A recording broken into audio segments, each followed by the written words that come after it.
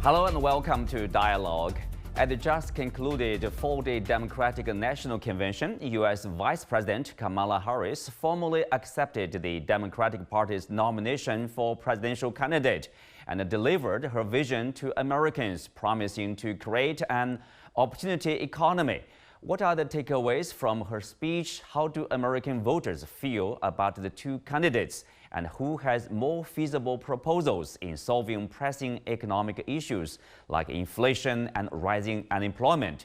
Join us for our discussion today, live from Beijing. I'm Xu Qianduo.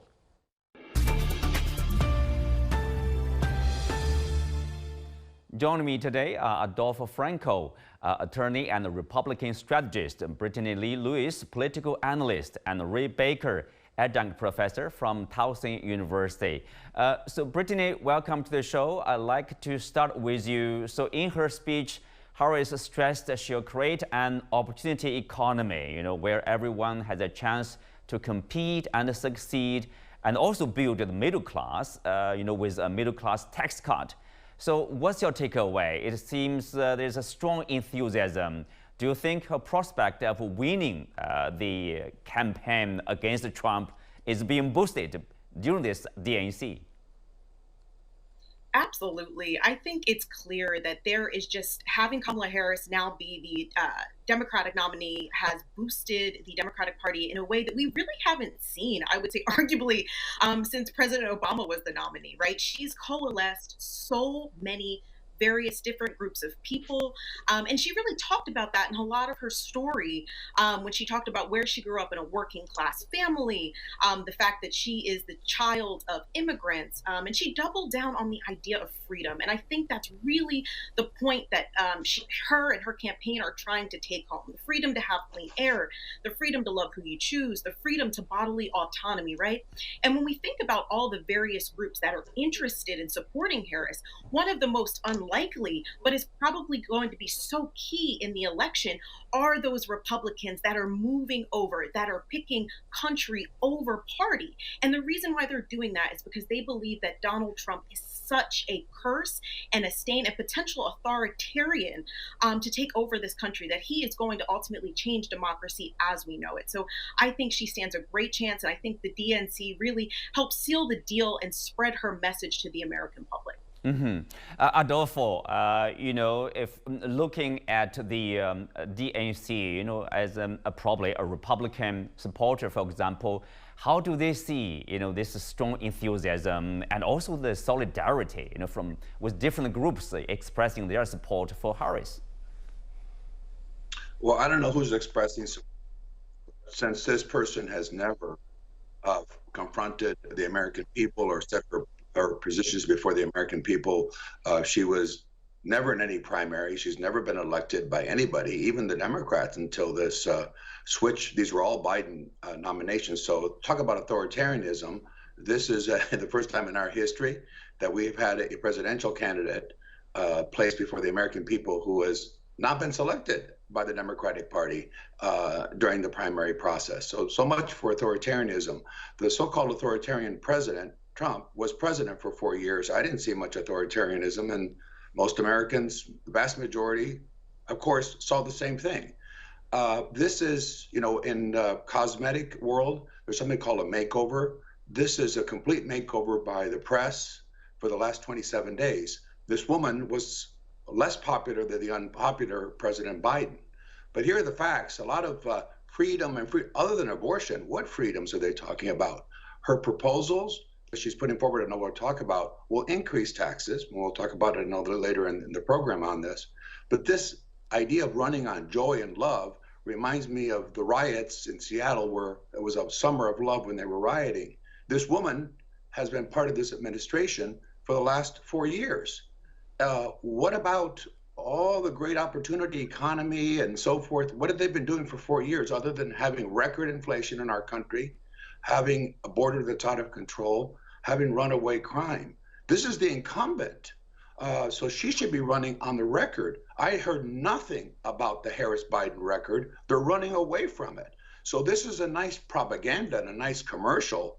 When people start talking about joy and love in my family history, which she's done and the others, that tells you they don't have much to say. And this is exactly what the problem is for this administration. And they certainly cannot defend a record when 62% of the American people say the country is going in the wrong direction. That's under her watch. She is in power, and most people think the country is going in the wrong direction. This isn't about Donald Trump. Donald Trump had a successful presidency in terms of the economy, in terms of where we were in foreign policy. They've had an unmitigated disaster, and that's why they'll be rejected in November. Mm-hmm. Well, Mr. Ray Baker, here, of course, we are talking about the economy policy, from Harris and Trump. Actually, both of them talked about, tax cuts.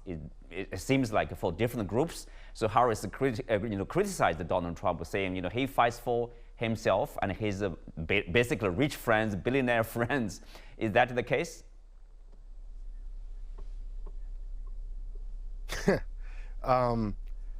I'd be curious to see Mr. Adolfo's stats about the 62% of Americans who believe the country is going in the wrong direction. I'm just curious about who did that type of polling, what the sample size of the audience would be, et cetera, et cetera. Now, a question as to whether or not that the economic policy will be more beneficial to one community of groups or another community of groups, I think frames the idea of government incorrectly. The framing of government is supposed to be the maintenance, welfare, and responsibility of a society.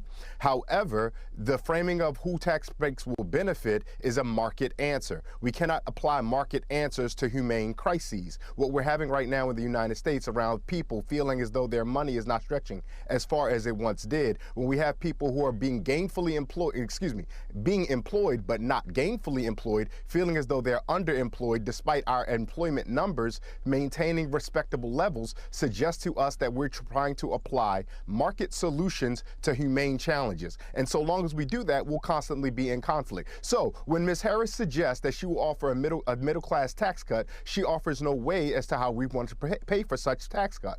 Ironically, so does Mr. Trump. He does not suggest that it's a middle-class tax cut, but rather a corporate tax cut that he believes will result in ultimately what Ronald Reagan would usher in called trickle-down economics, which we have overwhelming evidence that doesn't benefit the vast majority of Americans who are workers in this country. And so there's no question for how that be paid for. But when we even invite the question of how something will be paid for, that continues to put forward market logics at the maintenance of society. And I think that as long as we continue to do that, we will be in a constant conflict that won't produce good market values, nor will it produce good outcomes for the society. Mm-hmm. But can we say, Brittany, here, can we say this economy obviously is a central issue for the voters? It reminds me of, the famous saying, stupid is economy.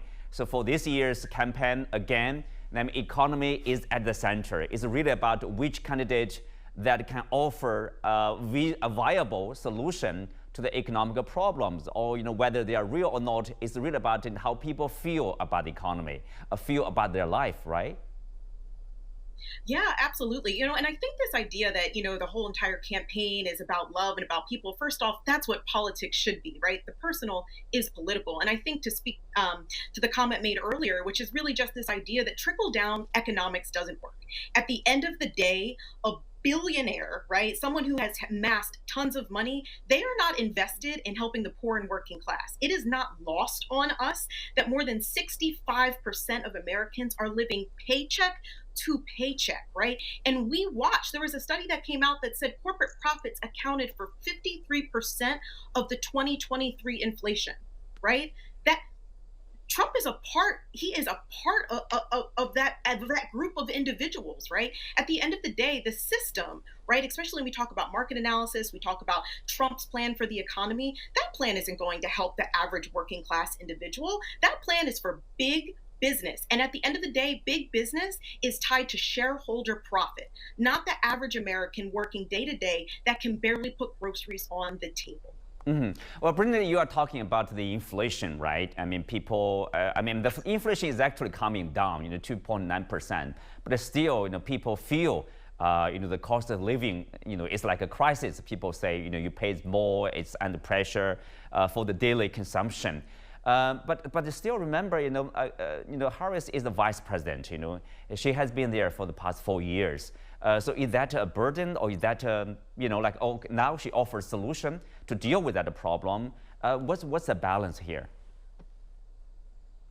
Yeah, I mean, at the end of the day, it's not just the vice president, right? This is a collective effort that has to be waged on behalf of everyone. But of course, as she steps into the role of president, she's going to do everything that she can to take on, like she did in 2018, the big banks, Wall Street, ensuring that we are capping prices for goods, right? Doing things as far as she can legislatively, right, in cohesion with the other parts of the government to cap these prices. At the end of the day, we know trickle down economics doesn't work.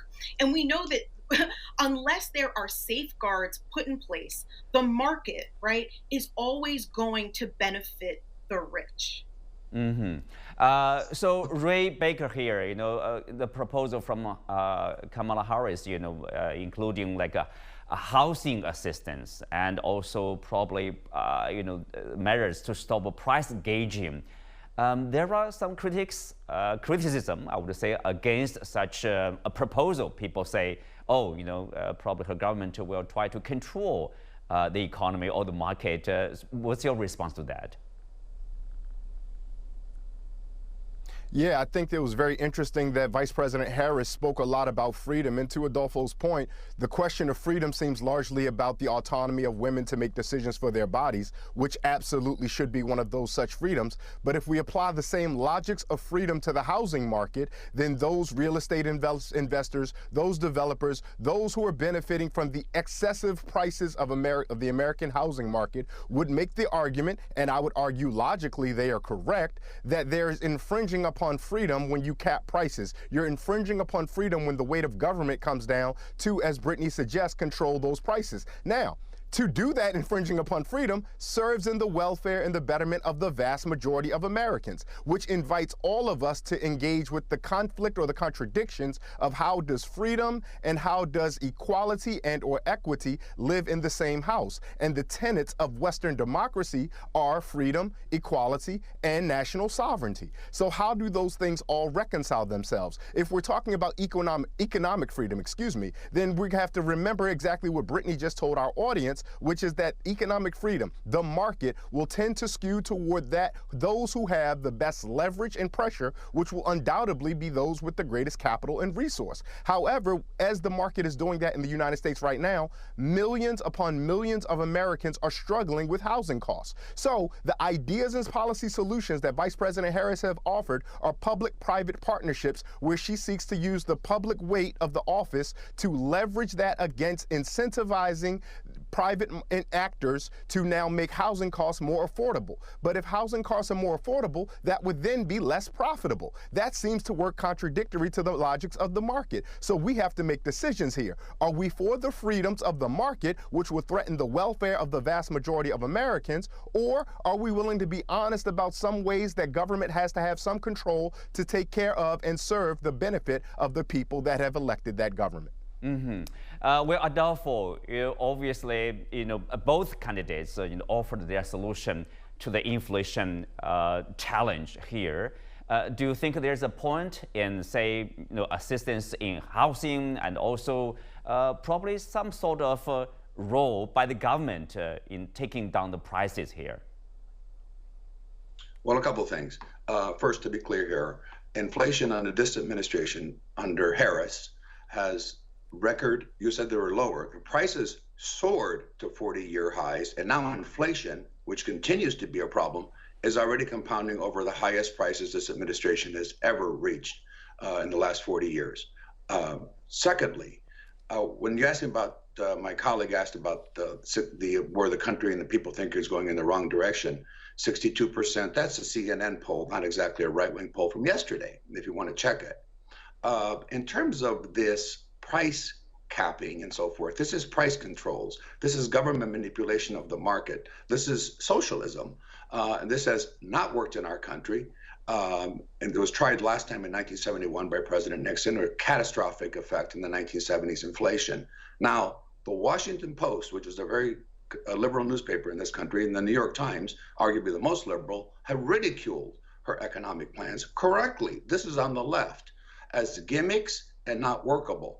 These things do not work in a free capitalist system such as ours. This is socialist. If you want to embrace that, that's as she embraced Medicare for all, which now she says she doesn't support, which she was against fracking for oil, which now she says she doesn't support. So those are the facts. Other things on job growth in this country, the Labor Department just revised their numbers conveniently for the last year, down 818,000 jobs. The jobs that are being created in this country have been created by the government, or as my colleague said, part-time jobs. This administration's record is what she needs to run on, which has been an absolute disaster. Housing crisis, what have they been doing for the last 3.5 or 4 years? Is she waking up to these problems today? Now, my colleague says she's just the vice president. She said she was always the last one to leave the room, and certainly has embraced Bidenomics, her terms, for the last 3.5 years. So she owns this disastrous economy. She owns these failed policies. And the last thing I'll say about distribution of wealth in this country, two things. Since statistics are important, under President Trump's administration, 46% of the taxes in America were paid by the top 1% of our earners. Under this administration, only 42%. So wealthier people have paid less taxes under Harris than they did under President Trump.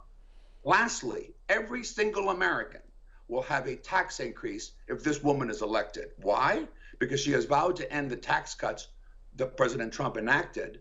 And those tax cuts expire next year, and they affect every single American. In addition, so just repealing that is a tax increase for every American.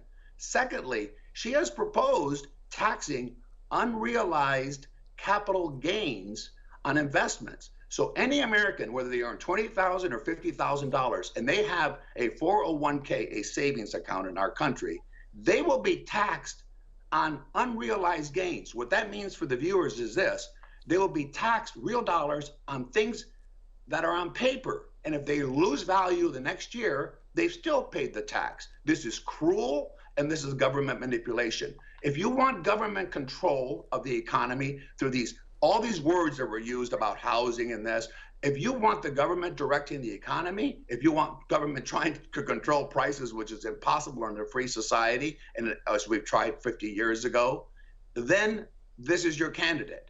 If you want to continue with 4 years of an administration under President Trump that when he left office had 1.6% inflation on the day they took power, and they racked up inflation rates to up to 10% and have really never been below 3%, this is your candidate. Lastly, every single American paying for gasoline, paying for groceries, paying for insurance, paying for their cars today, which are high, these are all at record levels, well above the supposedly low inflation rates.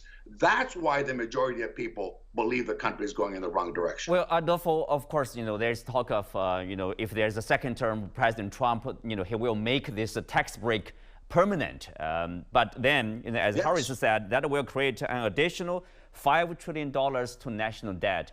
Is the national debt, which is already $35 trillion, a concern for the voters? That is a very fair point. And that is a very fair point on a bipartisan basis. Somehow, years ago, the national debt and our spending, the national consciousness and the consciousness of our elected public officials was paramount and important. Somehow that fiscal discipline has been lost by both parties. And I agree, both are subject to dramatic criticisms. But I will say one thing as an example, and you're right on this, is President Trump, for example, proposed no tax on tips that servers raised.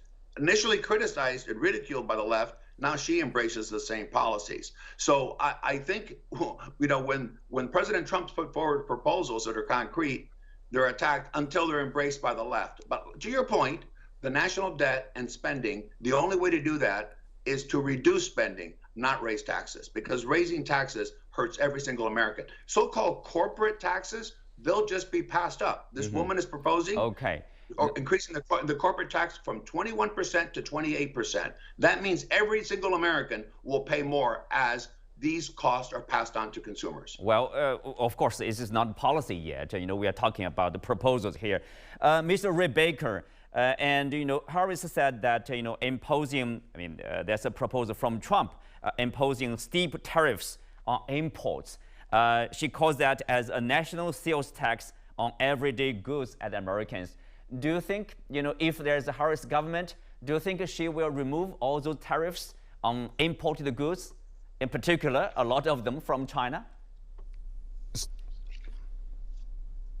So I think it's more interesting to have a conversation about what the logics of the market are. And I recognize I'm continuing to repeat a point that I've made already, but I think it's valuable for audiences to think about this in the macro as opposed to the micro. Whether we're talking about whether corporate taxes will be passed along to consumers, whether we're talking about the cost of increase in tariffs will be passed along to consumers, every time we engage this conversation, we're looking at whether or not there are market logics that will suffice for providing for a society.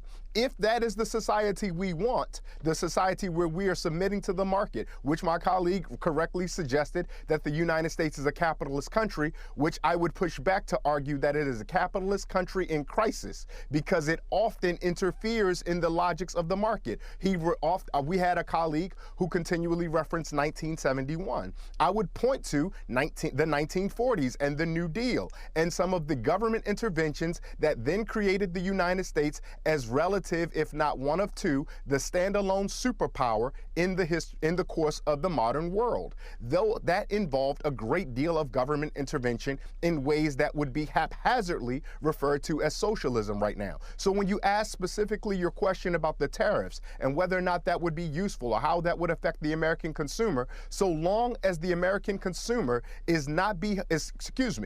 and so long as our elected officials are always putting market solutions in the hands of enterprise and then leaving all of us as consumers and producers in a marketplace exchange with one another, the person who has the leverage, who can set the price, who looks to make sure that their profits maintain where they want them to be, will always have the advantage and leverage. So we can make whatever policies proposed the argument that the cost will only be passed along to the consumers and this will serve them in an adverse fashion so long as we are existing in this crisis of capitalism. And so I don't mean to just flat out ignore your question, but I think we demand, particularly at this critical juncture in the United States history, a broader scope in order to decide what type of society do we want to be a part of, what type of market, what type of rules do we want to govern our society. And so long as the market logics are governing our society,